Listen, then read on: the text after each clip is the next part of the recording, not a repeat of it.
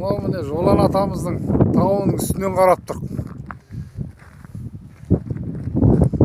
Жолан тауының үстінен қарасаң Ақтөбе алақандағыдай көрінеді дейді Мейрамбек аға, солай емес? Бұны іште аласасы ане биігі оған да шығамыз. Қазір бұйырса соған да шығамыз. Ең биігі сол. Енді мына жерлердің бәрі қорым болып кеткен. Жаңадан түскен еді, соның үшін қайтарда аралап қарамасақ.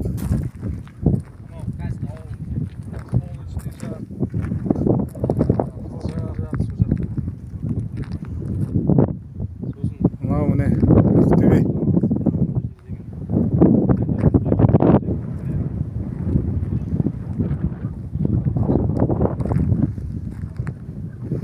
Ақтөбе алақандағыдай көрініп тұр. Жолан атамыздың тауы. Жеңілген барлығы.